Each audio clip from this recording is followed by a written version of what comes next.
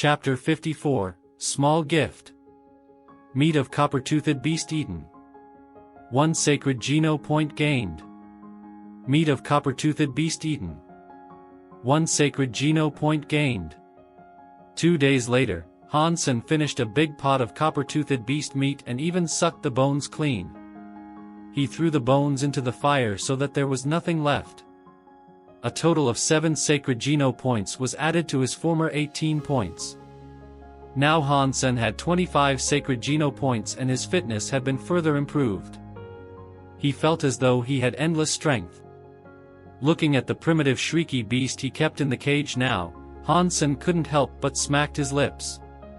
Shrieky beasts were relatively small and had no hair, so he could just throw it in the pot entirely when it finished evolving. That was why Hansen had chosen a shrieky beast to evolve.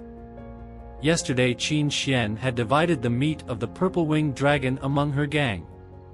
All she had was a smaller half of the body, so all each person would get was just a slice, about 1/1000th of the body, which wouldn't be of much use at all.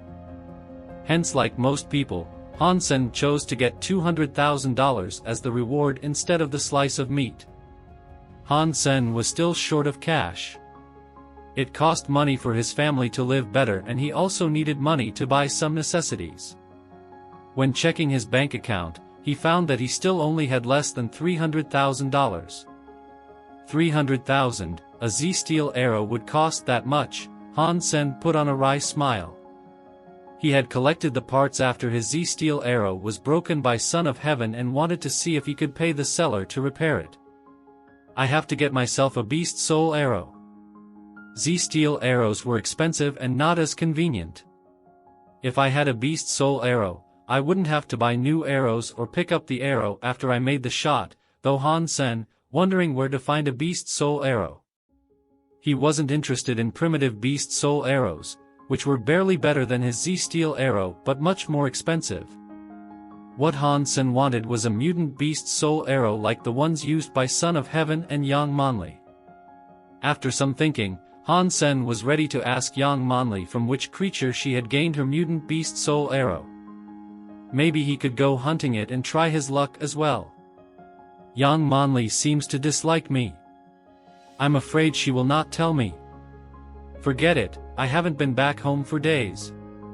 I'll go back and search on the Skynet for information about where the arrow beast soul are generally found near here. Hansen teleported out of God's sanctuary.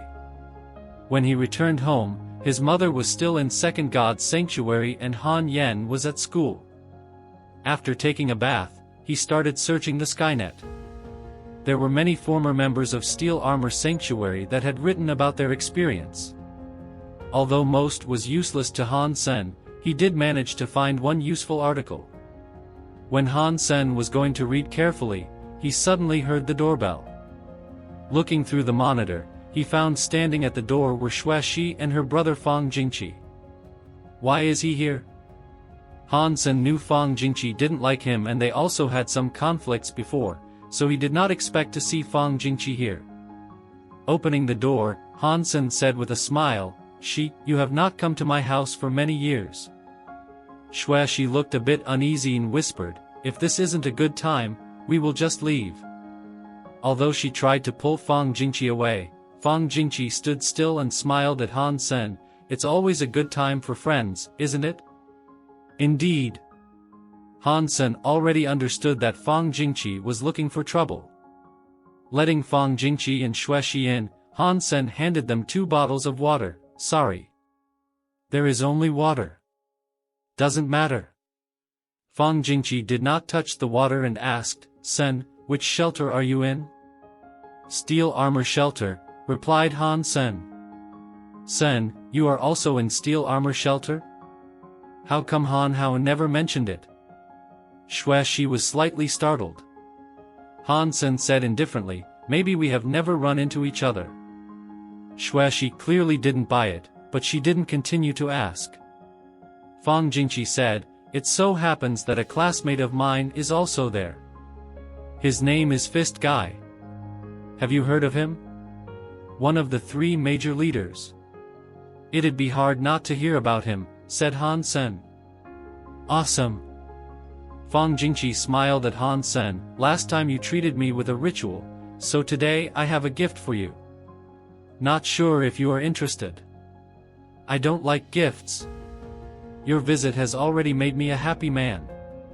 Looking at Xuexi's upset face, Han Sen shook his head and said he didn't want to cause any trouble and put her in a difficult place.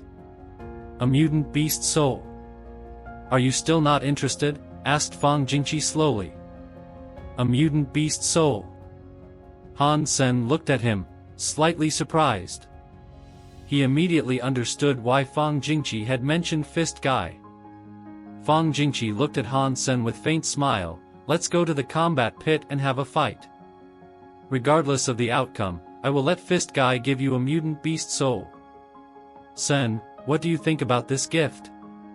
If it was up to Han Sen, he would definitely accept it. However, he knew Xuexi wouldn't want him to fight her brother, so he just said, I can't accept the mutant beast soul. If you haven't eaten, I'll cook us dinner. Fang Jingqi thought Han Sen did not believe him, so he picked up the comm link and dialed a number. Suddenly the holographic image of a hunk popped up. The hunk smiled at Fang Jingqi and said, Jingqi, it's been so long since we saw each other. Fist Guy, I need your help. I have a friend in steel armor shelter and want you to take care of him. Would you give him a mutant beast soul? Asked Fang Jingqi with a smile. If others asked me for this, I would tell them to #K off. Since it's you asking, just send your friend to me in the shelter. And remember you owe me one, replied Fist Guy. After hanging up, Fang Jingqi looked at Han Sen and asked, Now, are you willing to accept my gift? Chapter 55, 10,000 per slap. Han Sen knew Fang Jingqi had misunderstood him. He smiled back at Fang Jingqi, let's not to go to the combat pit. Would you play a small game with me here at home? Xuexi shot Han Sen a look of disapproval, but this time Han Sen did not respond to her. Han Sen knew a guy like Fang Jingqi would not give up unless he was defeated. What game? Frowned Fang Jingqi. Have you ever played Red Hands? Han Sen asked with a faint smile. Fang Jingqi turned down the corners of his mouth, of course, but that's such an easy game. Red Hands was a game played between two players. One player, the slap P, placed their hands palm down, hovering above the other players, the slapper, hands. The slapper hovered their hands below the slappee's, palms up. The two players' hands should be touching each other. The slapper was on offense, and attempted to bring his hands over to slap the backsides of his opponent's hands. This must be done with sufficient speed, because the slappee's goal was to pull their hands away, and out of the area where the hands overlap, to avoid the slap. If the slapper missed the hands of the slappee during the slap, then the roles must switch. If our hands touch, it would be easy. How about we play with our hands not touching? Han Sen was still smiling. No problem, laughed Fang Jingqi. Red Hands mainly tested one's reflexes and Fang Jingqi was confident that his reflexes were superior to Han Sen's. Also, Fang Jingqi was glad that the rule of this game was that as long as the slapper was able to hit the slappee, their roles would never change. Fang Jingqi wanted to take advantage of this rule and slap Han Sen so hard on the hands that he couldn't raise his arm. So, as long as the slapper's hand moved, it would be counted as a slap and he could not take it back. Han Sen first set the rules down. Okay, I will let you slap first. Fang Jingqi was very confident and reached out his arms. Han Sen did not reach his arms out but smiled at Fang Jingqi. Jingqi, you said there would be a mutant beast soul? Fang Jingqi was not stupid. Although he did not care about a mutant beast soul, he didn't want Han Sen to take advantage of him either. He said, a mutant beast soul is for a fight in the combat pit. Since we are now playing Red Hands, let's consider it a prize. You could win it if you could slap me. Jingqi, this is not fun. And I don't want to take advantage of you either. Han Sen pondered and said, forget about the beast soul. let's change the prize to $10,000. Every time you are able to slap me, I will pay you $10,000 and vice versa. What do you think? The mutant beast soul pet Meowth that Han Sen got from Qin Xian was useless and ate a lot. Han Sen had thus learned a lesson and asked for cash as he didn't know what beast soul it would be. Fair and square. I'm beginning to like you. But 10,000 is too little. How about 100,000? Fang Jingqi looked at Han Sen. Han Sen shook his head, we are all friends. Losing too much might hurt our relationship. Xueshi quickly said, right. It's just a game. No need to bet too much money. 10,000 is already too much. Since you are afraid to lose, then we will stick with 10,000, Fang Jingqi shrugged. Han Sen did not say anything, but kept smiling at Fang Jingqi. Now in his eyes, Fang Jingqi was not a person, but a walking ATM. Fang Jingqi came to him just when he was worried about money. All he needed to do was accept. If the opponent wasn't too much stronger than him, Han Sen believed that he could win most people at playing red hands. His understanding of his opponents and timing were among the very best. Before he got the black crystal, that was how he made his living. Fang Jingqi, who thought the game was only about reflexes, wouldn't be his match at all. I'll let you be the slapper first. Fang Jingqi again reached out his hands. He didn't think Han Sen stood a chance. Judging from Han Sen's age, he was in God's sanctuary less than 1 year, so he couldn't have gained many Geno points. In addition, the situation of his family wouldn't allow him to buy the meat of advanced creatures either. Fang Jingqi himself had already been in God's sanctuary for several years and had gained many Geno points. So, his fitness and reflexes must be far better than Han Sen, and Han Sen wasn't likely to be able to hit him. Alright. Han Sen reached his hands under Fang Jingqi's hands and kept a little distance from them. Han Sen kept his hands still and then asked, can I start? Yi. Han Sen's hand slapped on the back of Fang Jingqi's hands before Fang Jingqi could finish his reply. 10,000, Han Sen said. Write it down. Write it down, Fang Jingqi gritted his teeth and said to Xueshi. Xueshi quickly opened the holographic note board on her comlink and drew a line. Again. Fang Jingqi reached his hands out. Can I start? Han Sen asked again. Fang Jingqi just nodded, staring at Han Sen's hands wholeheartedly without blinking. With the lesson learned, Fang Jingqi swore he would not be tricked by Han Sen again. Han Sen didn't rush this time and turned to speak to Xueshi. Do you want to hear a funny story? Now? Xueshi was surprised. Han Sen nodded and started. A lovely puppy was traveling in the desert. It had brought enough water and food, but still died after 2 days. Can you guess why it was? Was there a sandstorm? No, the weather was fine. Because it was lost? There was plenty of water and food, so it would not die even if it got lost, Han Sen said. I cannot guess. Why did it die? Xueshi didn't want to guess anymore because she was nervous about the result of red hands. Because that cute puppy could not find a utility pole in the desert, so its bladder exploded, laughed Han Sen. Xueshi blushed. Sen, that's so corny. Vulgar, Fang Jingqi said with his face grim, and suddenly felt a pain on the back of his hands. Snap. Chapter 56, I'll be damned. Fang Jingqi regretted his own carelessness as his face turned red. He also blamed his loss on Han Sen's slyness. If Han Sen didn't tell Xueshi the vulgar story, he would not have been distracted and gave Han Sen the opportunity. Another 10,000, said Han Sen to Xueshi. Again. Fang Jingqi reached his hands out. When Han Sen was ready, he said to Xueshi, another lovely puppy was traveling in the desert with plenty of water and food. It found a utility pole but it still died. Can you guess why? Why? Snow. She thought about it seriously but did not think of an answer. I was asking you.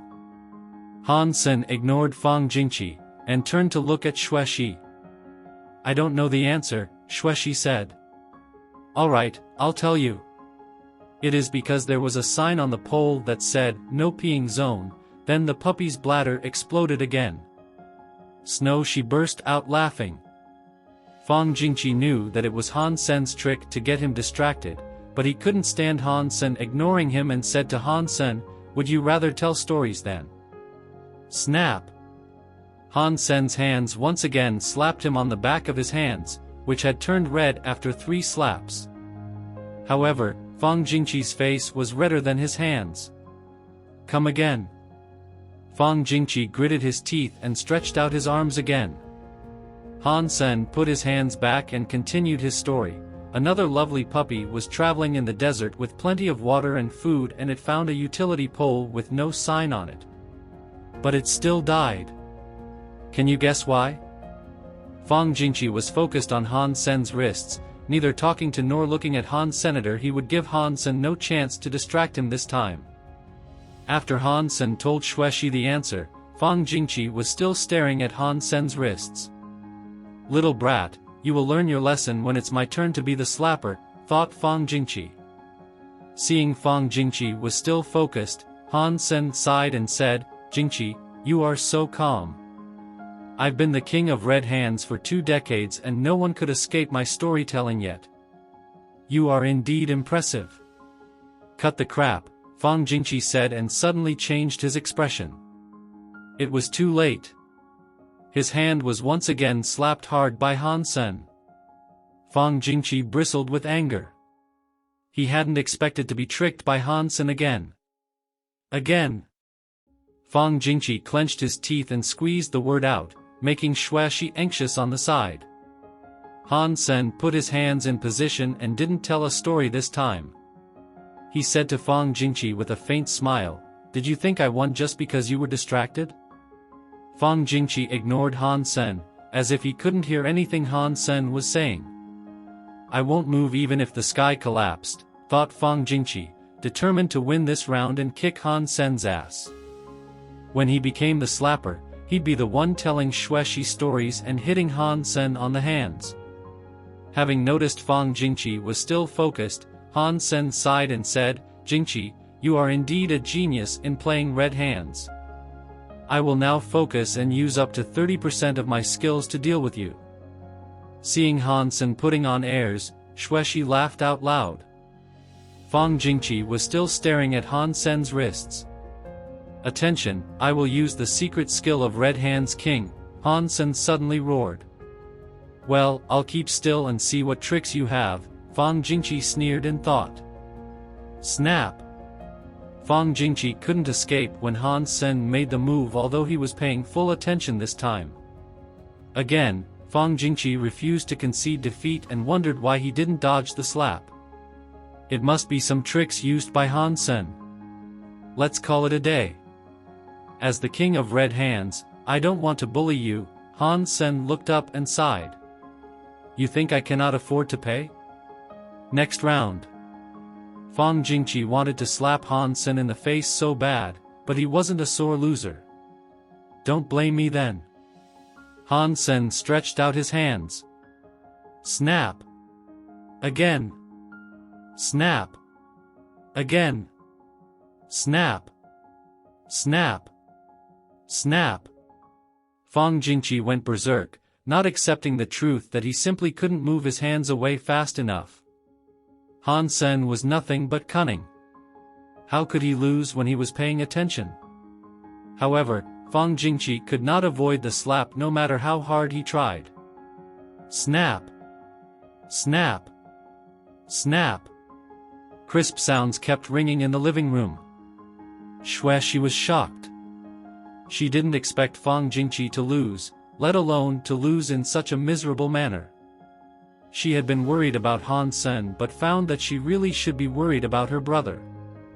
When Fang Jingqi left Han Sen's home, his hands were swollen like trotters and his face was pale from anger and shame. Jingqi, come to play red hands when you have time.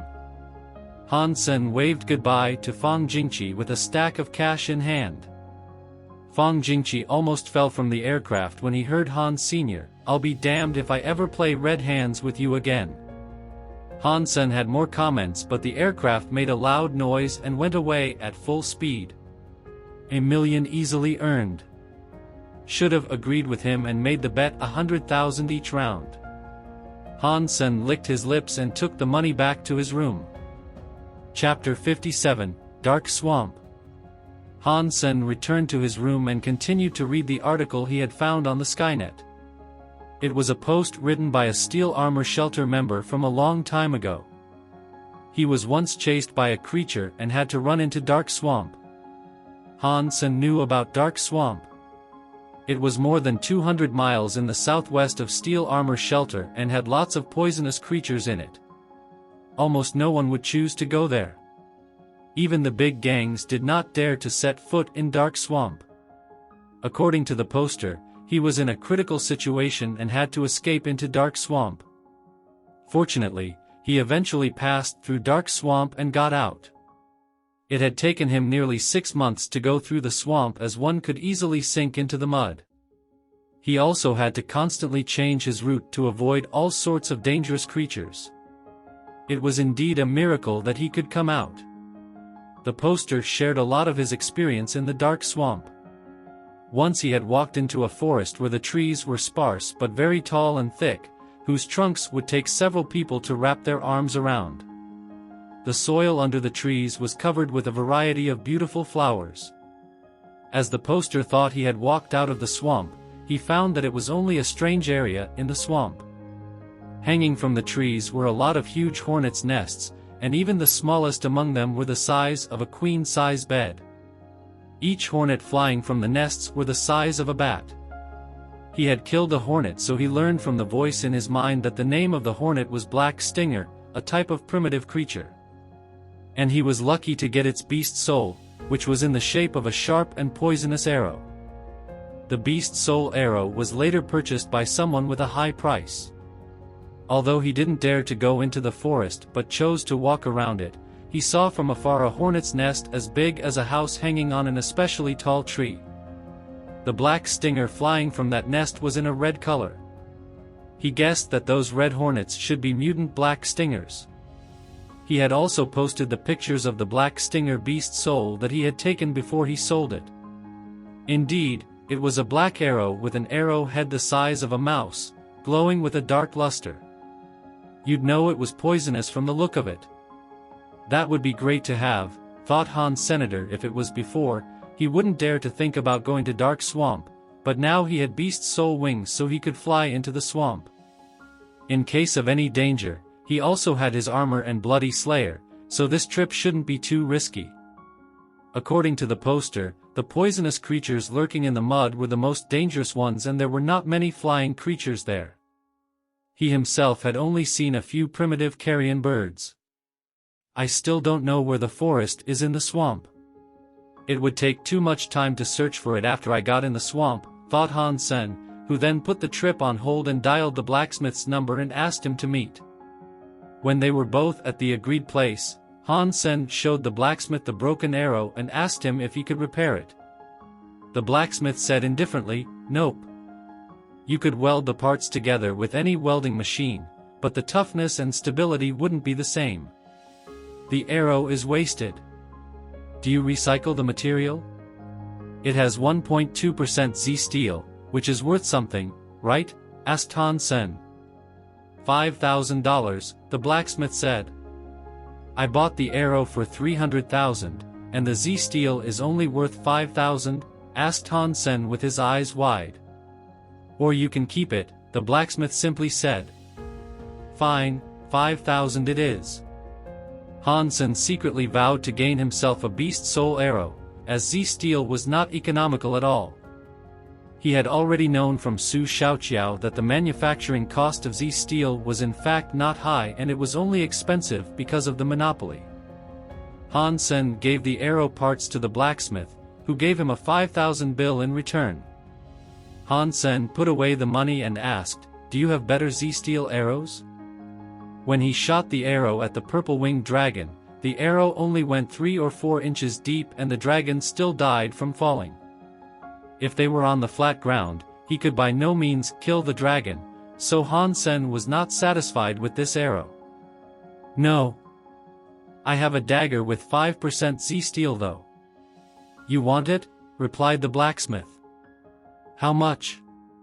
Han Sen knew that 5% Z steel was the limit of the contemporary technology. Alpha alloy would become as brittle as glass if the percentage of Z steel was higher than that. 300,000, said the blacksmith.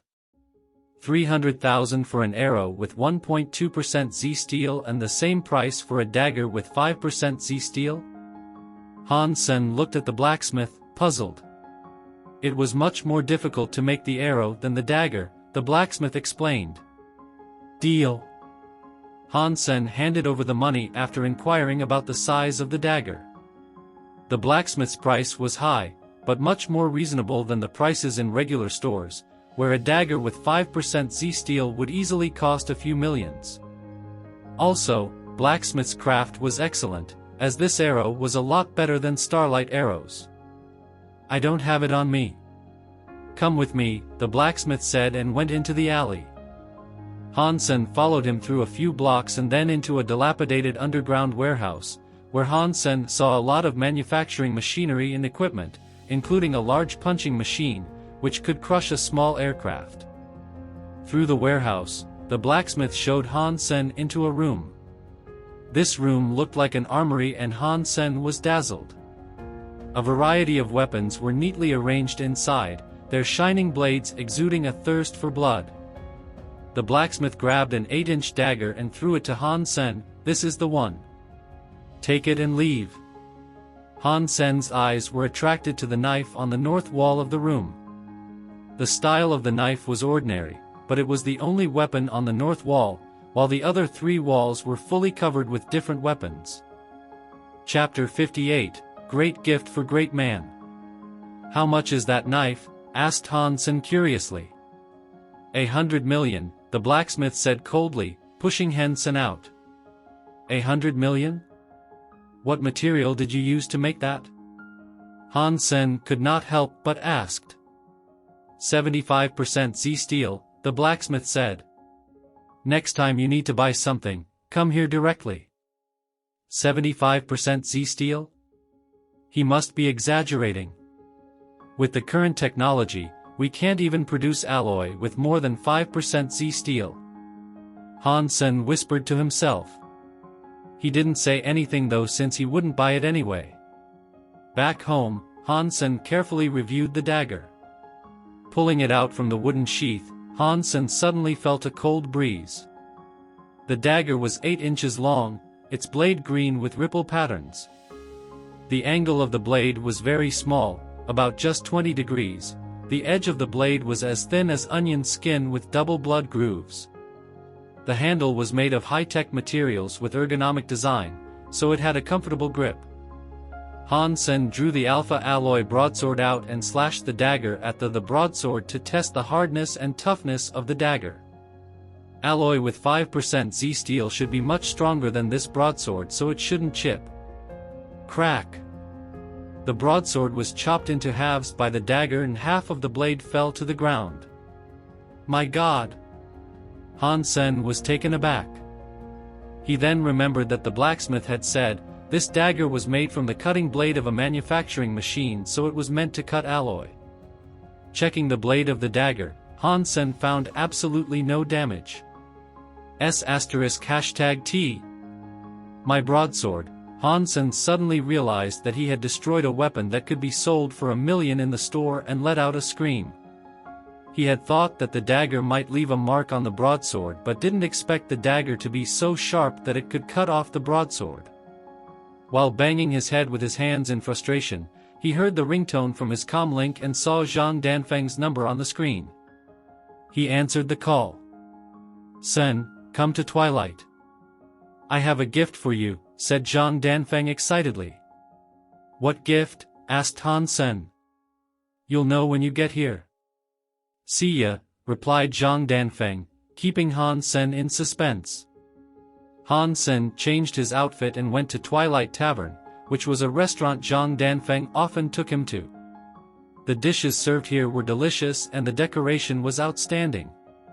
When he arrived at the reserved private room, Han Sen was surprised to see Han Hao there as well. Han Hao saw him and looked very uncomfortable. Han Hao forced a smile and said hello. Han Sen smiled back at him, and was then pulled aside by Zhang Danfeng.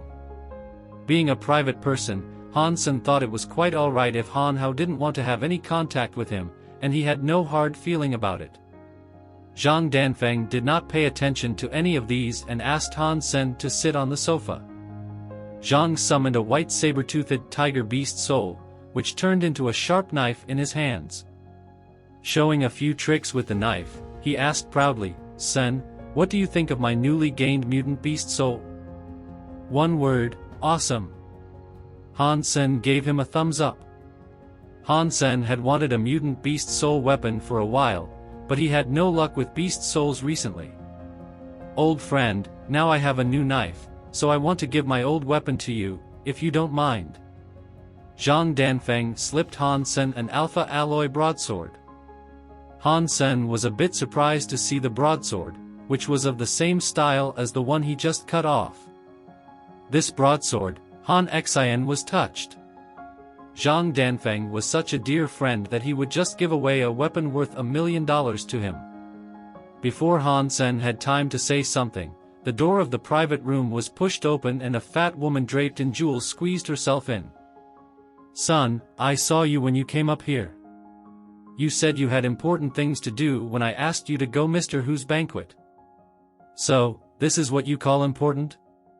What do you expect to gain from hanging out with these lads? Mr. Hu has invited his son's friends, who are all young leaders on planet Roka. You should make friends with them to succeed in the future." Han Yume threw a rampage at Han Hao, taking him out.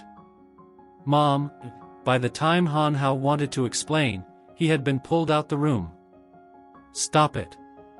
The young master of Sunwood Mining, Lin Beifeng, is also here at the banquet. I heard that he is also in steel armor shelter now. If you two can bond, you would do so great in the shelter," said Han Yume. Han Hao was a little depressed.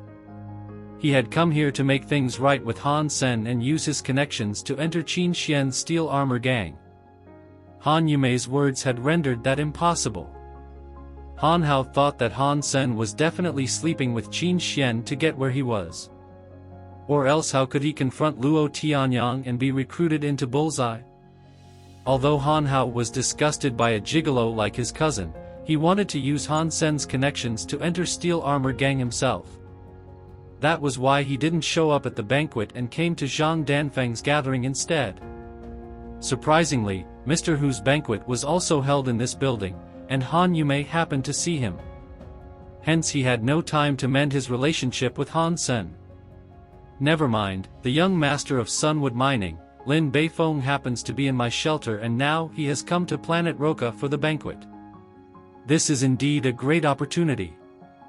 I heard he is an upstart and spends money like water. It would be great if I could cozy up to him, thought Han Hao, as he straightened his clothing and followed Han Yume to the banquet hall.